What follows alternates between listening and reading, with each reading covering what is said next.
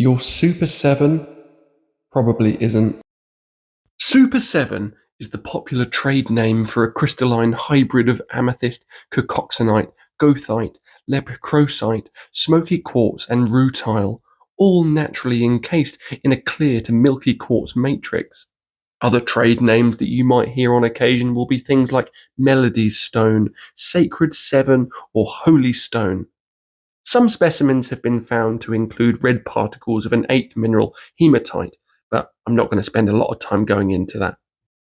In terms of appearance, I think it's fair to say that most examples of Super 7 aren't exactly eye-catching.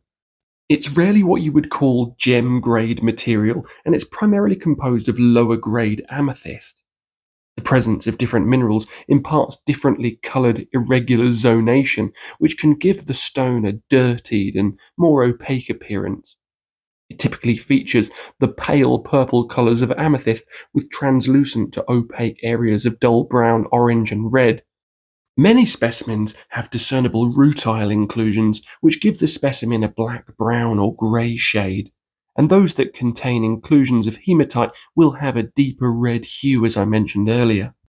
This unique mineral concoction originated in one small locality in a Brazilian mine in the tiny southeastern coastal region known as Espírito Santo, or Holy Spirit, just to the north of Rio de Janeiro, in fact. Deposits were found first in the 1970s and much was extracted. However, the mine flooded around 1980 and has actually remained almost entirely underwater ever since. Since the flooding, other crystal concoctions which came to be known as Super 6 and Super 5 were discovered in Bahia, Brazil, and also a small mine in India, but as the name suggests, neither specimens contained the full 7 minerals. Today, Super 7 has been extracted from additional deposits in Australia and Madagascar, where it occurs as inclusions within amethyst deposits. The sad reality about Super 7 is that many geologists are now of the opinion that the trade name was an effort to dump excessive amounts of lower-grade Brazilian amethyst for more money, arguing that there are often different minerals within stones and concretions, particularly quartz hosts and matrices. When buying Super 7, it is extremely important to note that due to the variation in the zonation of the minerals, not all 7 will occur in every single cut or tumbled stone. In fact, they rarely will. Of course, less reputable sellers will still try and market the specimens which feature an extremely narrower range of the minerals as Super 7. They simply rely on the fact that it can be extremely difficult to identify the distinct minerals within each sample.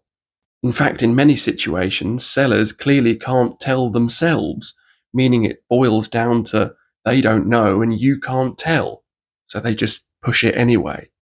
Sadly, most of what I see being sold as Super 7 demonstrably and objectively isn't. In most situations, it's just low-grade amethyst with some vague inclusions. And just to be clear, actually identifying Super 7 as Super 7 isn't an easy thing. It's not the kind of thing that your average seller will be able to do. So being able to say with confidence that they're selling Super 7 does raise an eyebrow or two. So when it comes to buying Super 7, the best advice I can give you is to ask questions.